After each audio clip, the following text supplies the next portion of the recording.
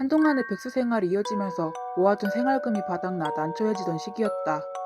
남는 게 시간이었고 마침 돈도 떨어져가는 중이라 일자리를 구해볼까 하는 마음에 구직 공고 사이트 여기저기를 둘러보는데 제법 솔깃한 내용의 공고가 눈에 들어왔다.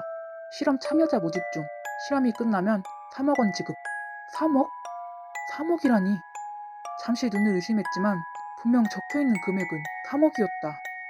나는 일단 어떤 실험인지 내용이나 보자 싶은 마음으로 해당 공고에 들어가 자세한 사항을 살펴봤다. 그러나 적혀있는 내용은 3억 원이라는 어마어마한 큰 금액에 비해 터무니없게도 간단했다. 완전히 밀폐된 방에서 한 달 동안 생활하면 3억 원을 드립니다? 정신적인 요소를 실험하는 곳인가? 생존 능력이라도 테스트해보려는 건가? 실험의 의도가 궁금한 마음도 잠시 한 달을 버텨서 3억 원이면 뜻밖의 기회인 건 확실했기에 나는 곧장 참가 신청 문자를 보냈고 얼마 지나지 않아 담당자로부터 연락이 와 실험에 참여할 수 있었다. 그리고 며칠 후 실험 날짜가 되어 필요한 짐을 꾸린 뒤 공지된 장소를 향했다. 도착하자마자 한 달 동안 내가 생활할 방을 지정받고 사전에 소지품을 준비할 수 있다는 공지대로 많은 양의 물과 간단한 음식, 휴대용 게임기와 건전지, 노트북, 충전기, 만화책을 챙겨 도전에 임했다. 하지만 의기양양한 내 생각과 달리 실험 주최자는 내가 준비한 소지품을 한 번 더 확인해보며 재차 확인하듯 물어왔다. 정말 이것만으로 괜찮겠습니까? 네, 문제 없어요. 나는 주최자의 물음에 당당하게 대답했고 주최자는 이내 고개를 끄덕이며 실험의 시작을 알렸다. 그러자 이내 문이 천천히 닫혔다. 방은 내가 생각했던 것보다 의외로 훨씬 더 답답했다. 한 줄기 빛 하나 들어오지 않았고 소리조차 없었다.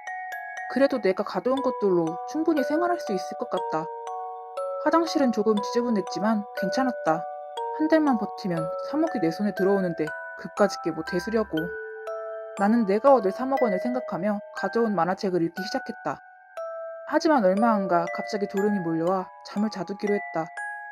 어쩌면 잘된 일인지도 모른다. 잠을 자다 보면 한 달이 금방 지나가 있을 테니까. 내가 얼마 전 외갓집에서 잠시 머물렀을 시기의 일이다. 그때 당시 근처에 몸이 조금 불편하신 할머니 한 분이 살고 계셨는데 나는 항상 그 할머니를 볼 때마다 무서워했었다. 한여름의 더운 날도 겨울의 추운 날도 매일 길가에 서서 길을 지나가던 차를 바라보고만 있었던 할머니. 이상하게 그 모습을 보고 있자면 어딘가 오싹한 기분이 들고는 했다. 그 할머니를 처음 본 것은 우연히 할머니가 항상 서 계시던 길을 아파차로 지나갔을 때였다. 처음 그 할머니를 보았을 때 없는 거나 마찬가지인 짧은 머리 때문에 남자가 아닐까? 하고 생각한 적도 있었다. 그래서 한 번은 엄마에게 물어봤었다. 엄마, 저 할머니는 여자인데 왜 스님 같은 머리야? 그랬더니 엄마는 머리를 감겨드린다던가 하는 일에 시간이 워낙 걸리고 청소하거나 그런 게 힘들어서 가족들이 할머니 머리를 정리해준 게 아닐까? 라고 했다. 어쩐지 어린 마음에도 그 할머니가 불쌍하다고 생각했다. 매일 똑같은 길가에서 우두커니 선 채 지나가는 차를 바라보고 있는 할머니. 하지만 며칠 후 집에 돌아가던 길 가까이 지나가게 된 할머니를 보면서 나는 깨달았다. 저 할머니 지금은 벌써 죽은 것 같다.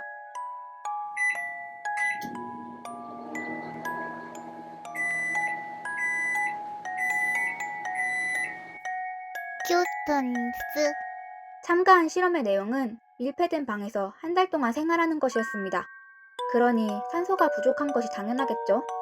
실험 주최자는 이것에 대해 한 번 경고를 해주었지만 주인공은 이를 알아차리지 못했고 그대로 실험에 참가하여 산소가 떨어져가는 방에서 잠들듯이 죽어가는 중입니다.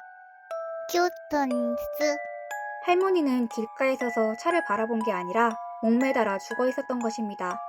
하지만 아무도 치워주지 않으니 멀리서 보았을 때 항상 그 자리에 서 있는 모습으로 보이는 것이고 머리카락 역시 죽은 후 시간이 너무 지나 점점 빠져버린 것이죠.